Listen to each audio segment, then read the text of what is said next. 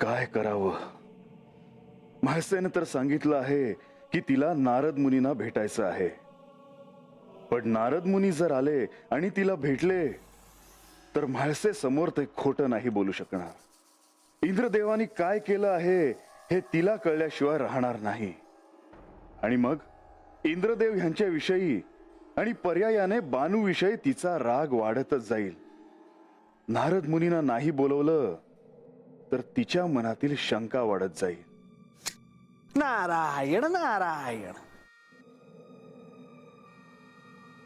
या या मुनिवर या. मी जेजुरीत जाऊन आल्यानंतर तुम्ही मला भेटायला येणार हे मला ठाऊक होत. ते तर होणारच होते देवेंद्र. जरी मी तुम्हाला सहाय्य केले नसले तरीही या सृष्टीत काय घडत असतं हे जाणून घ्यायची उत्कंठा मला देखील असतेच. पण मुनिवर, जेव्हा जेजुरी गडावर मी श्री खंडेराय, श्री विष्णू आणि श्री महालक्ष्मी यांची भेट घेतली तेव्हा तुम्ही तिथे असायला हवे होता. तिथे काय झाले असेल याची मला कल्पना देखील करवत नाही. मला माझ्या आराध्याचा रोष ओढवून घ्यायचा नव्हता. तुम्हाला त्याचा चांगलाच प्रत्यय आला असेल, होय ना? मुनिवर, मी माझ्या तर्काच्या बळावर आणि युक्तिवादाने श्री विष्णूंचा विरोध असताना देखील माझेच म्हणणे खरे केले. श्री खंडेरायांना ते पटले सुद्धा. अखेर सत्याचा विजय झाला मुनिवर, सत्याचाच विजय झाला. पण तुम्ही सत्याच्या पाठी नव्हता हे सुद्धा तितकेच सत्य आहे. हा तर चमत्कारच झाला म्हणायचा.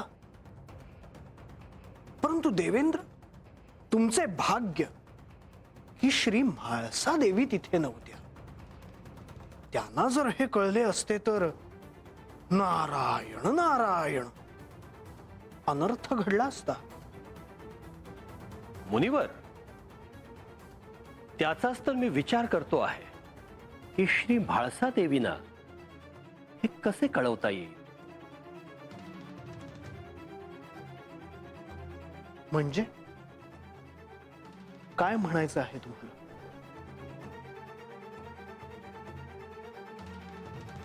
मुनिवर, प्रत्यक्ष आपण जाऊन त्यांना ते सांगावं. हे तुम्ही काय बोलता आहात देवेंद्र? नारायण नारायण.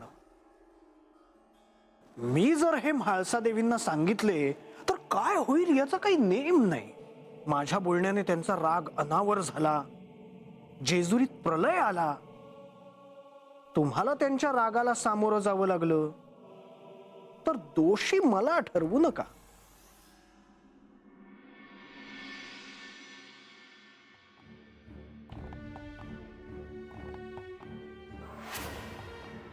मुनिवर, मी तुम्हाला धर्मसंकटात टाकतो आहे, पण तुम्हाला बोलवल्याशिवाय दुसरा पर्याय नाही. म्हाळसेला तुम्हाला भेटायचे आहे तेव्हा त्वरित जेजुरीत यावे.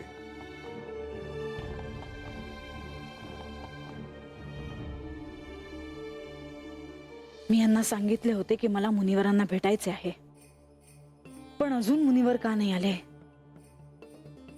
की इथे यायचं मुनिवरच टाळतायत? बानूच्या वाड्यावर जाताना एवढा विलंब लागला नसता, पण इथे यायचं तर अनेक कारणं असतात त्यांच्याकडे. आज मी त्यांना माझ्या मनातल्या अनेक शंका विचारणारच आहे.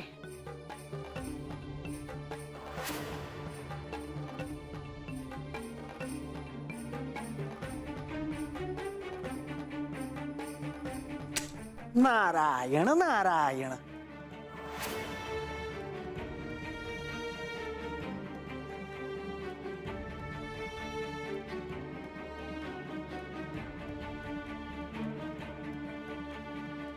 आपणाला त्वरित भेटावे असे श्री खंडेरायांनी मला सांगितले होते. आसन ग्रहण करावे.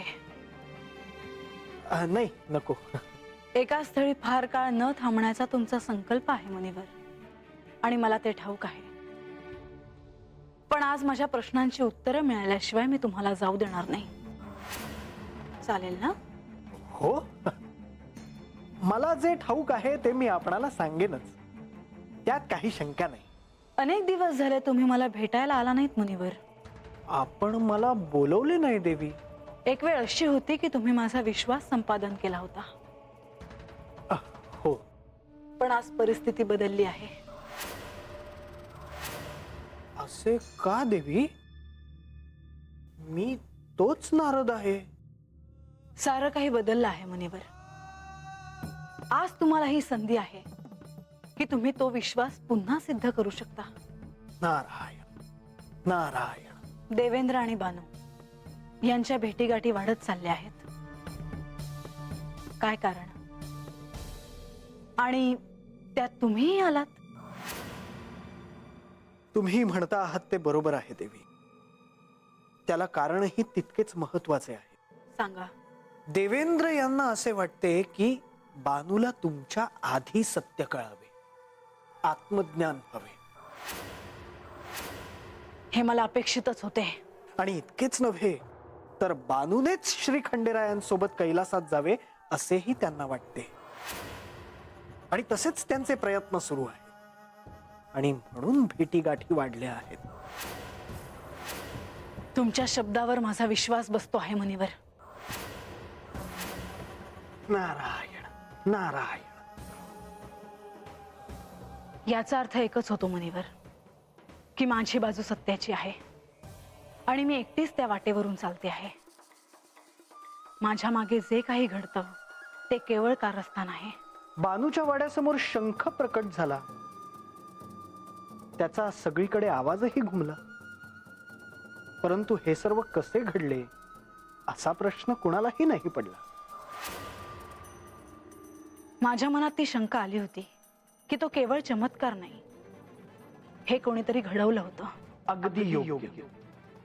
बानूच्या वाड्यासमोर शंख प्रकट झाला, तो आणला गेला. ते देवेंद्रांचे काम आहे.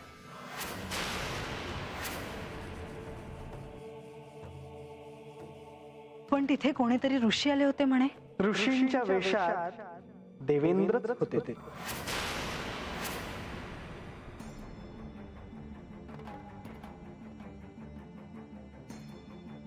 देवी, मी तुमच्यापासून काहीही लपवणार नाही. बानू माझी शिष्य आहे आणि म्हणून मी तिला सहाय्य करतो आहे असे तुम्हाला वाटेलही. परंतु या सर्व घटनांमागे देवेंद्रच होते. देवेंद्र, मी तुम्हाला कधीही क्षमा करणार नाही. माझ्या विरुद्ध तुम्ही उभे राहिले आहात याचा अर्थ तुमच्या ध्यानात येत नाही. पण जेव्हा माझा क्रोध जागा होईल तेव्हा मात्र सावध राहा. देवी, मी आता आपल्या सर्व प्रश्नांची उत्तरं दिली आहेत. आता आज्ञा असावी. नाही, एका अटीवर. उद्यापासून आख्यान सुरू व्हायला हवं मुनिवर. नारायण नारायण. नवरात्रीला आरंभ होणार आहे. मल्हारी चरित्रात हा सुवर्ण योग आहे. नारायण नारायण. आज्ञा असावी. नारायण नारायण.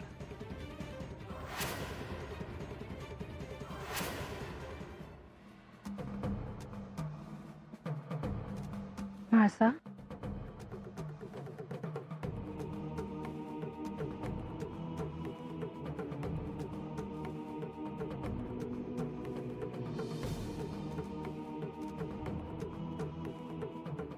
देवांसोबत बोलणं झालं तुझं?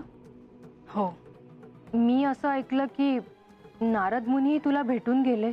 हो, पण मला अशा काही गोष्टी समजल्या आहेत लतिका, ज्यावर मी अजूनही विचार करते आहे. कोणावर विश्वास ठेवावा आणि कोणावर नाही. इतकं काय समजलंय तुला? जाऊ दे ना लतिका, मला खूप थकवा आला आहे. म्हाळसा, असं कसं? सत्य काय आहे ते मला कळायला हवं. म्हणजे मलाही तुला सांगताना ध्यानात राहील सगळं. देवेंद्र बानूला सहाय्य करतायत, तिला सत्य समजावं म्हणून. पण ते तर स्वाभाविक आहे. त्यात आश्चर्य वाटण्यासारखं काय आहे? केवळ सहाय्य नाही, तर बानूच्या वाड्यापुढे जो भव्य शंख प्रकट झाला होता त्यामागे देवेंद्रच होते. ह्या गडावर मॉप सेवक आहे ती. तर हातला समज मलाच बघावं लागते. गणबा, कुणाला काय बघावं लागतं म्हणत होतात? ते आपलं काही नाही, ह्यांनी सांगत होतो की कसं काम करायचं. हे काय रंगा, अरे गडावर सेवक आहेत, तू कशाला हे काम करतोयस? ते त्यासनी गडावर काम करायचं आहे. गडावर काम करायचंय तुला? होय. परंतु का? काम म्हणजे आता बघा, आता आलंच हाय तर म्हणलं हातच राहावं, आणि राहतूच हाय म्हणल्यावर देवांची सेवा बी करावी म्हणलं, म्हणून मी अगोदर ह्यांनी म्हणलं होतं की प्रधानजीसनी भेटा, त्यांनी सांगितलं तरच काम कसं करायचं ते सांगेल मी. होय. देवांनी तुला हंडा दिला होता ना, सोन्यानं भरलेला, त्याचं काय झालं? ते आता पतूर राहतोय वैतावात त्यो, म्हणजे संपला कावाच. तुला कष्टाचं मोल कळावं म्हणून तुला तो हंडा दिला होता, परंतु ते सगळं संपून तू मोकळा झालास. याचा अर्थ खरंच तुला त्याचं मोल कळलेलं दिसत नाही. नव नव तसं नव प्रधानजी, पर ह्या गडावर काम करायचं असेल तर कष्ट करावे लागतील, अंग मोडून काम करावं लागेल. देवांची सेवा करणं हे काही साधं कार्य नव्हे. त्याची तयारी असेल तर ह्या गडावर काम करण्यापासून तुला कोणीही थांबवू शकणार नाही. परंतु त्यासाठी आधी सिद्ध हो.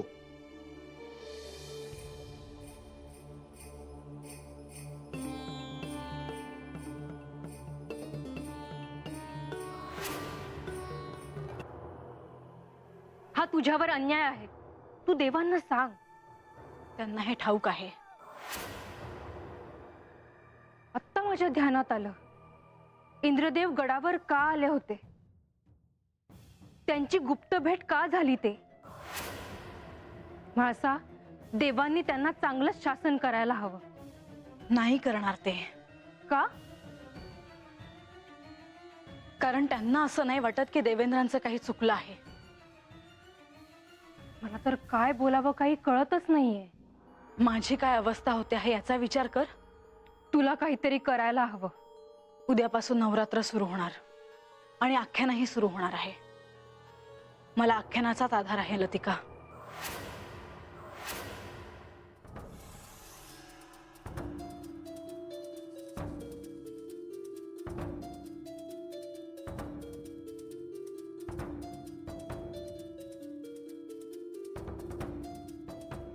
मी तुमचीच वाट पाहत होते.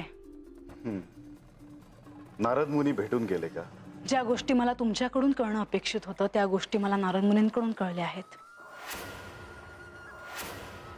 म्हाळसा, तुझ्या शंकांचे निरसन झाले हे महत्वाचे आहे. मी एकटी माझ्या परीने सगळं समजून घेण्याचा प्रयत्न करते आहे. मी कोणाच्याही आयुष्यात हस्तक्षेप करत नाही. मग माझ्या संसारात हस्तक्षेप करण्याचा इतरांना अधिकार कोणी दिला? त्यात तुझ्या आणि बानूतला वाद कारणीभूत आहे. तुमच्यात जर सामंजस्य असेल तर दुसऱ्या कुणाचंही लक्ष घालण्याचं काहीच कारण नाही. म्हणजे माझं चुकतं आहे? मी तसं नाही म्हणणार, पण तुमच्यामध्ये जो वाद आहे तो नसावा, आणि जर असेल तर तो संपवावा असं मला वाटतं. आता ते शक्य नाही. हे असंच सुरू राहणार. देवेंद्र हे स्वर्गाचे राजे आहेत. त्यांनी त्यांचे दायित्व पूर्ण करावे. बानूचे वडील म्हणून इथे यायचं, काहीतरी कटकारस्थान करायचं हे मी खपून घेणार नाही. आणि म्हणूनच मी त्यांना या इथे बोलवलं होतं. परंतु त्यांनी त्यांची बाजू अत्यंत योग्य पद्धतीने मांडली, म्हणून मला काहीच करता आले नाही. याचा अर्थ असा होतो की तुमच्या लेखी माझे काही महत्व नाही. मला काय वाटतं, माझ्या भावनांचं काय होतं आहे याचे तुम्हाला काही महत्व नाही.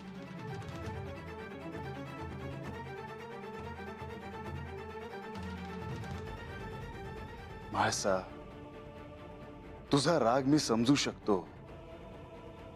तुला आणि बानूला जे विशिष्ट ध्येय दिले गेले आहे ते साध्य करण्यासाठी तुम्ही दोघीही प्रयत्न करत आहात. तेव्हा तुम्हा दोघींनाही समान संधी मिळावी, तुमच्यावर अन्याय होऊ नये हे दायित्व माझे. मग असं असताना मला नेवासेला जाण्यापासून तुम्ही का थांबवलं? उद्यापासून नवरात्र उत्सव सुरू होत आहे. आदिशक्तीला जागवणं म्हणजे नवरात्र. ह्यात गडावर जे आख्यान होणार आहे ते तुझ्यासाठी अत्यंत महत्वाचे आहे.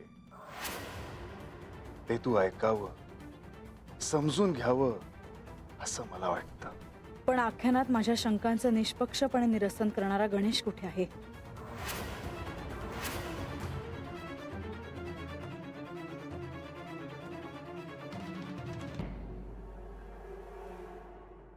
तो नसेल तर आख्यान होणार नाही.